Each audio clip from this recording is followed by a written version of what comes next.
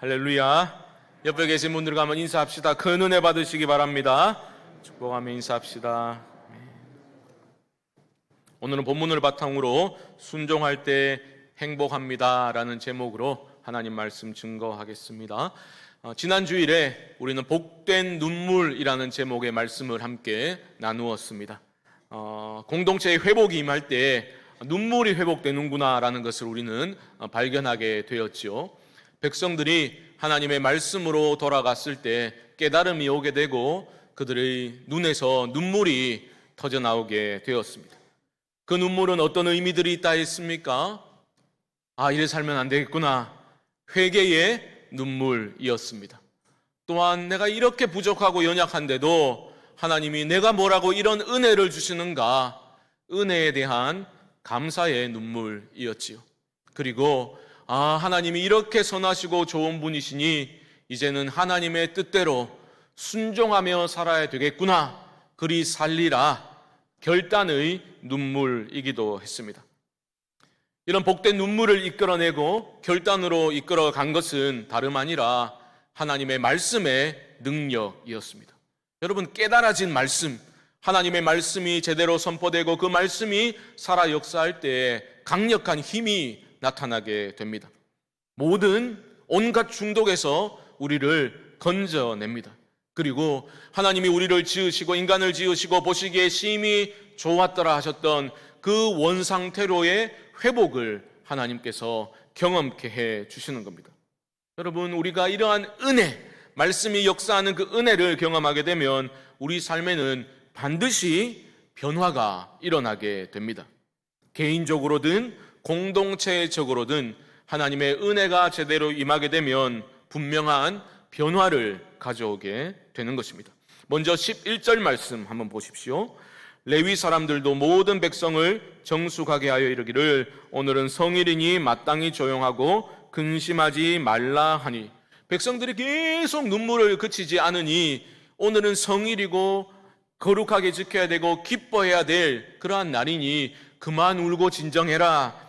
그렇게 집에 가서 좋은 것을 먹고 마시고 나누어 주라, 기뻐하라, 그렇게 명령을 하게 됩니다. 백성들은 어떻게 반응하였습니까? 12절 말씀 보십시오. 모든 백성이 곧 가서 먹고 마시며 나누어 주고 크게 즐거워하니 이는 그들이 그 읽어 들려준 말씀을 밝히 알미라. 보십시오. 백성들이 순종해서 자기들만 열심히 잘 먹은 게 아니라 준비하지 못한 이들에게 베풀어 주고 나누어 줌으로써 공동체에 큰 즐거움이 임하게 됩니다. 여러분, 내 안에 은혜가 있으면, 우리 교회 안에 은혜가 있으면 움켜쥐는 모습이 아니라 나누고 베풀어 주는 모습이 더 많이 보이게 되겠지요. 많이 가졌다고 행복한 게 아니지 않습니까? 나눌 수 있어서 감사하고 기쁘고 즐거운 것이다 라는 것을 이 공동체가 보여주고 있는 겁니다. 이런 즐거움과 기쁨이 회복된 이유를 성경 기자는 다시 한번 12절 하반절에서 이렇게 강조하고 있습니다. 이는 그들이 읽어 들려준 말을 밝히 알미라. 하나님의 말씀을 밝히 알게 되면 우리의 삶이 밝아지는 겁니다. 말씀으로 돌아가면 우리의 삶이 밝아지게 되는 거죠. 복된 변화가 반드시 일어나게 됩니다. 이것은 나팔절에 하루 반짝하고 끝난 것이 아니었습니다. 13절 말씀 보십시오. 13절. 그 이튿날 뭇 백성의 족장들과 제사장들과 레위 사람들이 율법의 말씀을 밝히 알고자 하여 학사 에스라에게 모여서, 보십시오. 나팔절이 일곱째 달 첫날입니다. 그러니까 7월 1일이니까 이튿날이니까 7월 2일 되겠습니다. 그들이 족장들과 레위인들과 제사장들이 학사 에스라에게 찾아온 거예요. 왜 찾아왔습니까? 율법의 말씀을 밝히 알고자 하여 라고 말하죠. 말씀을 더 알고 싶어서 그들은 배우러 자발적으로 에스라를 찾아왔습니다. 이게 은혜가 임할 때 일어나는 일들이지요. 내가 하나님의 은혜를 맛보게 되면 아이고 좋네 이라고 끝납니까? 그렇지 않습니다. 더 큰 은혜를 사모하게 되는 것 아닙니까? 저는 우리 공동체가 말씀에 둔감하고 은혜에 시큰둥한 그런 교회 아니라 하나님의 말씀의 은혜를 더욱 사모하는 우리 모두가 되어지기를 주님의 이름으로 축복합니다. 지도자들은 말씀을 더 밝히 알고자 하는 열정을 가지고 자발적으로 에스라를 찾아왔습니다. 이런 생각을 해봅니다. 올해 우리 교회 표어가 무엇입니까? 모이기를 힘쓰고 날마다 더하는 교회, 올해 우리 교회 표어입니다. 어찌 보면 참 코로나 상황에 너무나 어울리지 않는 표로구나라는 생각이 들 수도 있겠습니다. 하지만 하나님의 은혜가 우리 가운데 있다면 우리는 모이기에 힘을 쓰게 될 것입니다. 제발 좀 오세요. 모이시다.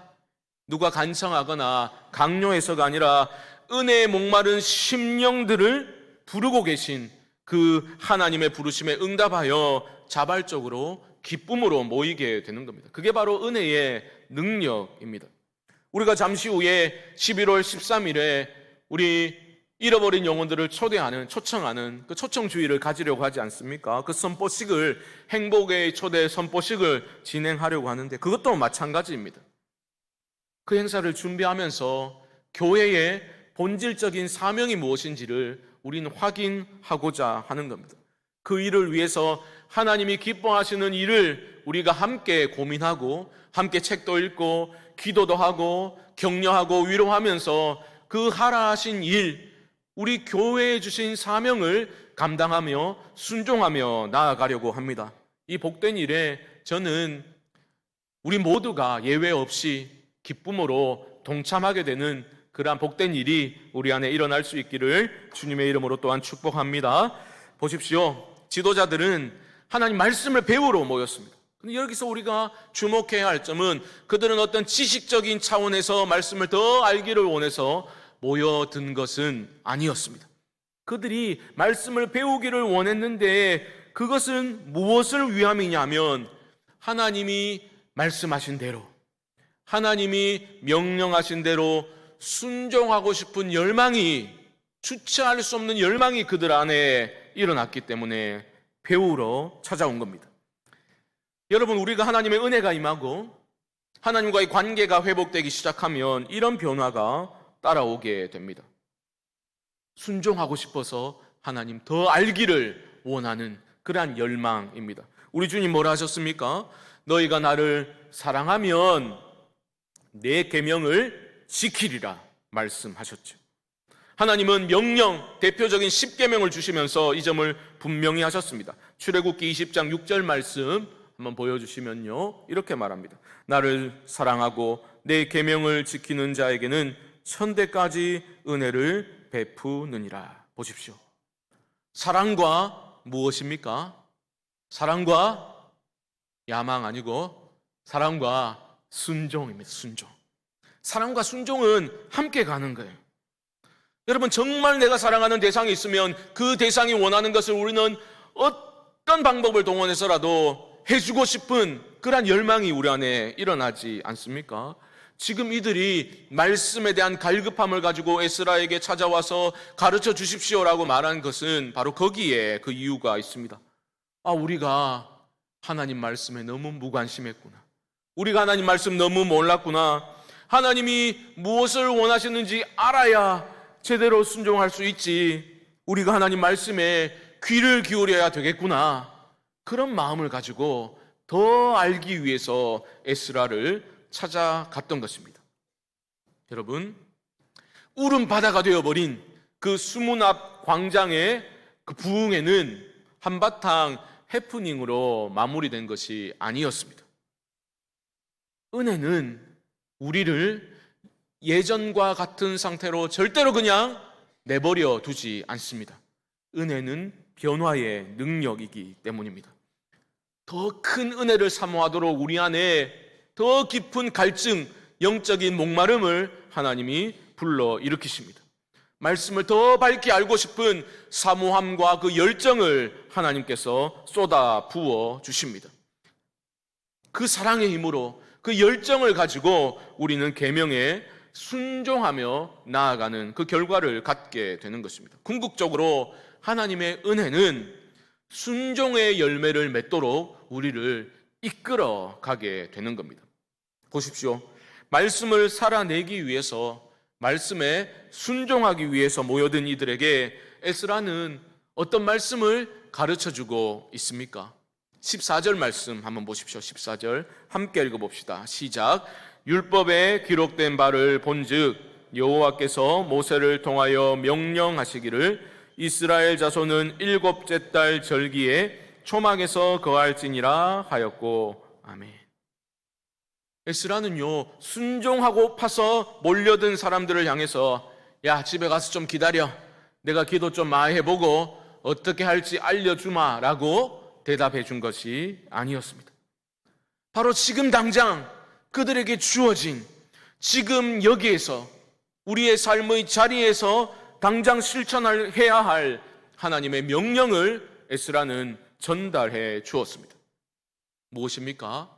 바로 초막절 절기를 지키라라는 하나님의 명령입니다. 레위기 23장을 보면요, 초막절 절기를 어떻게 지켜야 되는지에 대해서 설명해 주고 있는데요, 7월 15일부터 일주일 동안 지키게 됩니다. 에스라를 찾아온 이 시점이 7월 2일이니까 약 2주 후에 초막절 절기가 시작이 되는 겁니다. 얼마 남지 않은 너희 앞에 주어진 그 하나님의 명령을 지킬 것을 에스라는 가르쳐주고 있는 것입니다. 초막절은 여러분 어떻게 지키는지 아세요? 15절 이하를 보면 이런 내용이 나옵니다. 백성들은 가서 나뭇가지를 막 주워 모읍니다. 그 나뭇가지를 가져다가 초막을 짓는 거예요. 지붕 위에 짓고 뜰 안에 짓기도 하고 하나님의 전 앞에 있는 뜰에 짓기도 하고 광장에 초막을 짓습니다. 야외의 초막을 짓는 겁니다. 여러분, 하나님이 구약에 많은 절기를 지킬 것을 명하셨지 않습니까? 그것을 지키라라고 하셨을 때는 하나님이 의도하신 바가 분명히 있습니다. 특별히 초막절이라는 절기는 이스라엘 백성들에게 아주 중요한 절기였습니다.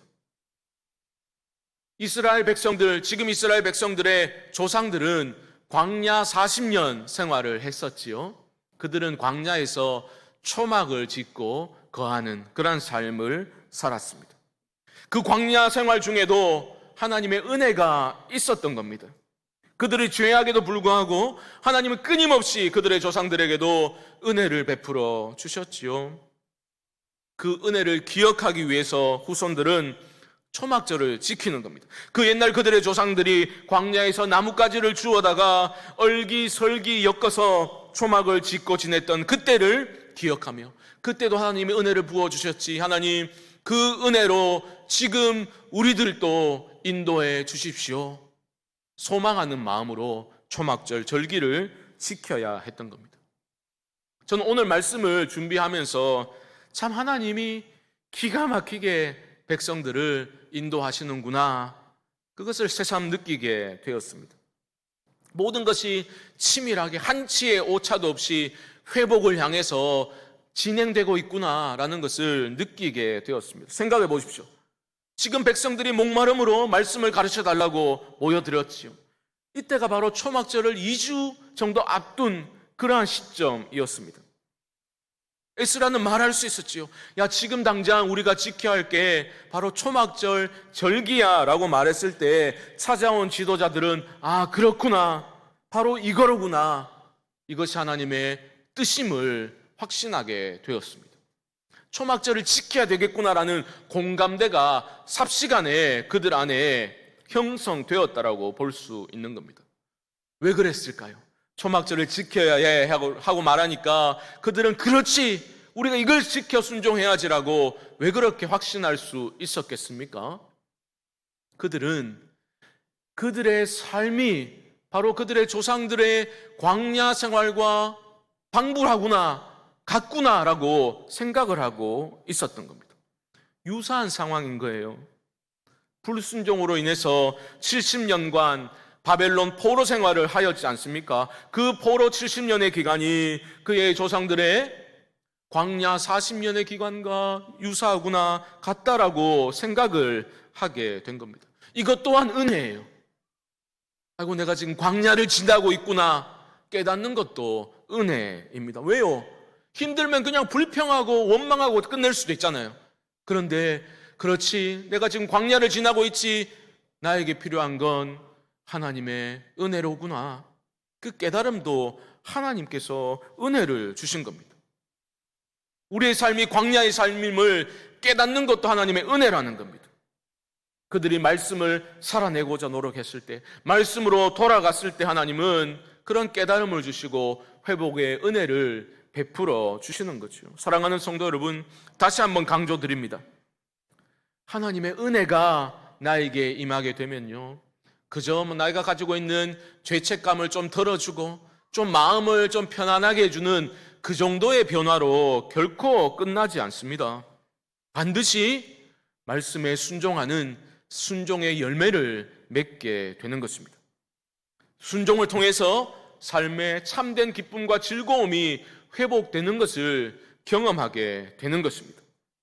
17절 말씀이 그것을 잘 보여주고 있죠. 17절 말씀 우리 함께 읽어봅시다. 시작. 사로잡혔다가 돌아온 회중이 다 초막을 짓고 그 안에서 거하니 눈의 아들 여호수아 때로부터 그날까지 이스라엘 자손이 아멘. 크게 기뻐했다는 거예요. 크게 기뻐했다. 이런 큰 기쁨이 임한 적이 없었다라고 말하고 있는 겁니다. 언제 임했습니까? 순종하였을 때. 어떤 일에 순종했습니까? 저 멀리 있는 일이 아니었어요. 대단한 일도 아니었습니다. 지금 여기에서 우리에게 주신 그 하나님의 마음, 그 명령에 순종할 때 공동체 안에 큰 기쁨이 임하게 된 겁니다.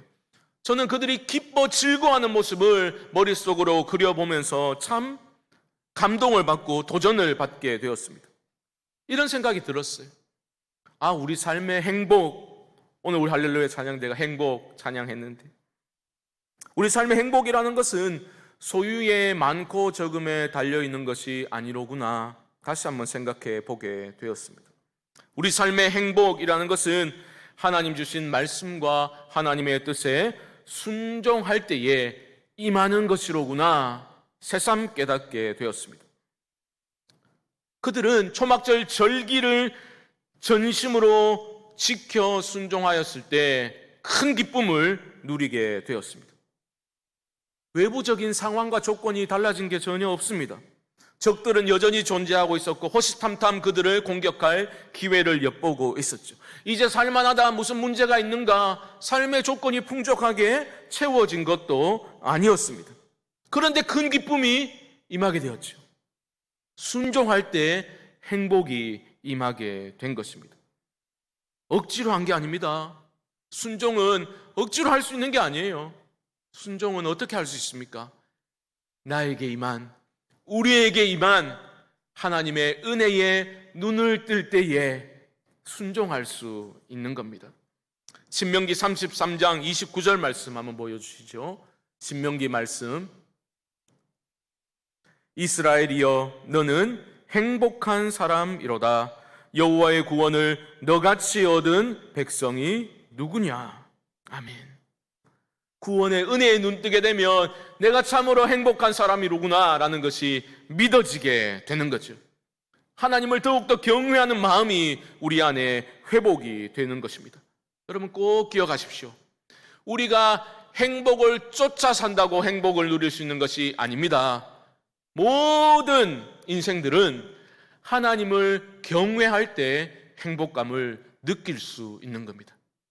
하나님이 그렇게 우리를 지으셨다고요. 신명기 10장 12절 말씀 보여주십시오. 이렇게 말합니다. 이스라엘아, 내 하나님 여호와께서 내게 요구하시는 것이 무엇이냐?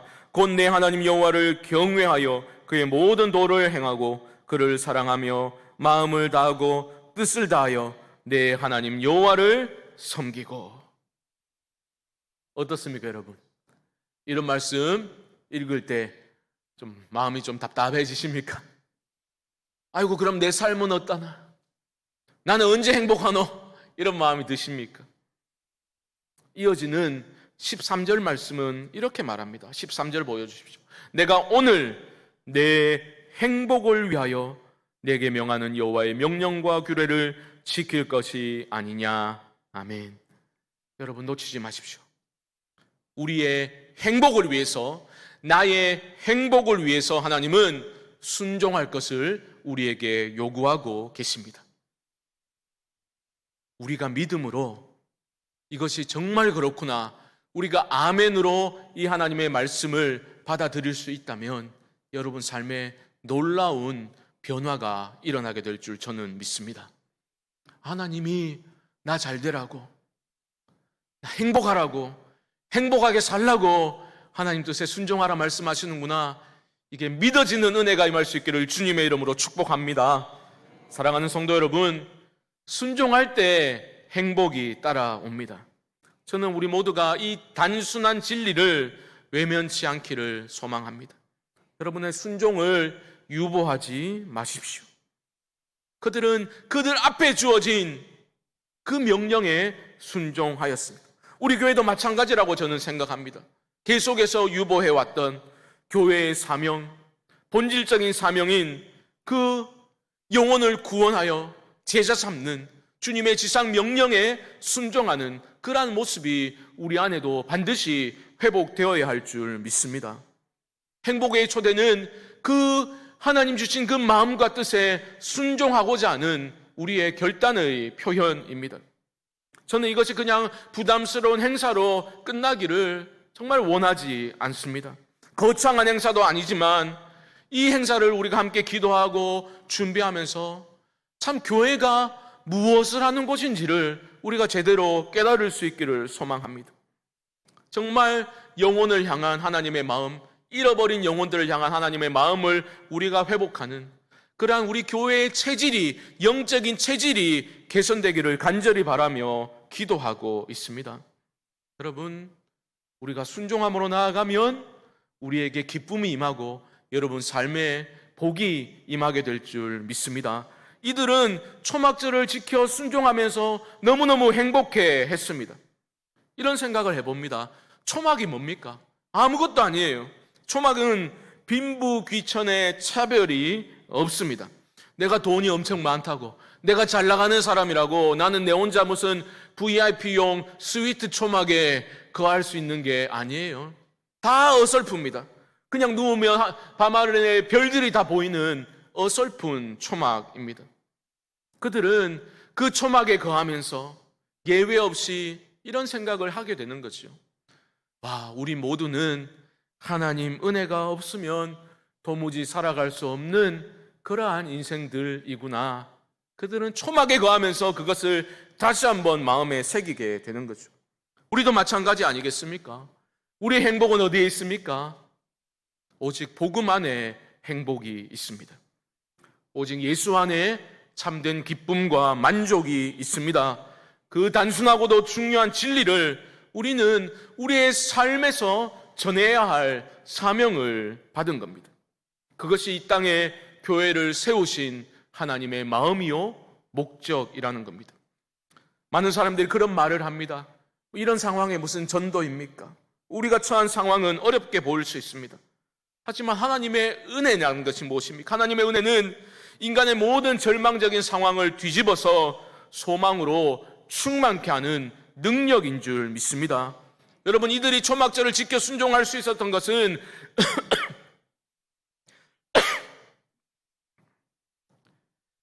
그들이 특별한 믿음의 사람들이어서가 아니었습니다. 하나님의 은혜가 임했기 때문입니다.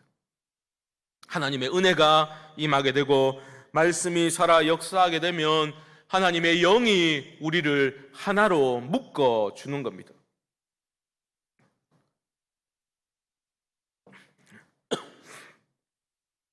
느헤미야 8장에 계속해서 나오는 표현이 있습니다. 바로 모든 백성이라는 표현이에요. 8장을 읽어보시면 이런 표현이 계속 나옵니다.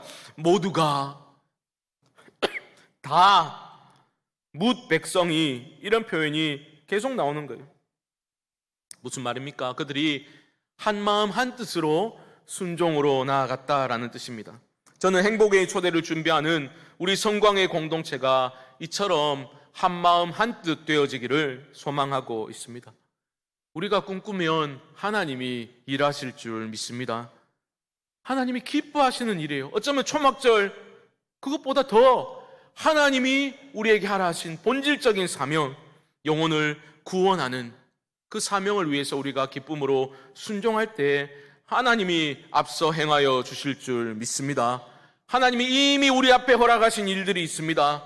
우리 앞에 산지를 향해 우리는 순종으로 나아가기만 하면 되는 것입니다.